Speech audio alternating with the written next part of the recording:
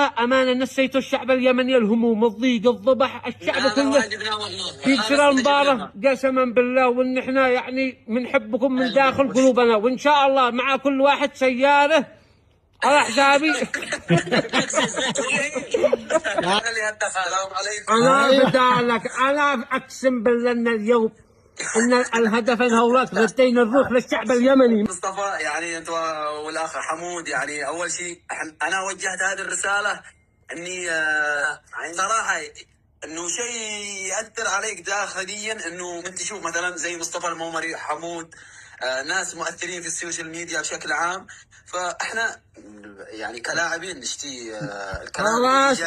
انت لحالك، شوف انت لحالك معك فيلا مني شخصيا. تمام، فيلا هنديها لك قبل ما تجي وتقول انا ابن القذافي، تشدي لك انا فيلا مني. يا مصطفى انت تتكلم سر حتى مجبره كيف بيضاني حازقه عنده 24 ساعه. احلى ناس البياضنا، احلى ناس، وانتوا احلى منتخب، اقسم بالله انكم في القلب، انكم داخل. اقسم بالله اني بحق ما نفسر هذه الابتسامه بالدنيا وما في. يا اخي مصطفى، أيوة. انا لعبت في العراق ولعبت في الكويت، وقسما بالله العظيم انهم يرسلوا لي اللاعبين فيديوهاتكم والناس تحبك انت وحمود. نحكمهم يعني احنا من هذا لانكم مؤثرين، ان احنا يعني وجهنا الرساله. احنا قلنا بس يعني هكذا، كيف اقول لك، خطه تتحمسوا. هذه خطه. ايوه خطه.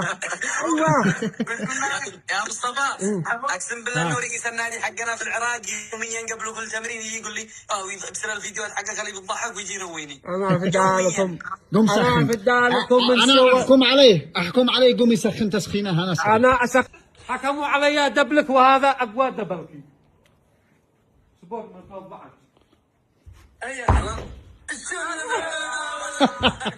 زغف الكرة للشارع ابوها. انتم دارين لو ادخل المنتخب والعب امانه لحرق ميسي وكريستيانو وديلكو. من دلكو؟ لحظة من دلكو؟ بيبسي. يا حمزة الريمي من دلكو؟ انا فدالكم رفعتوا راس. اليوم اهم شيء خلاص سيارة، مع كل واحد سيارة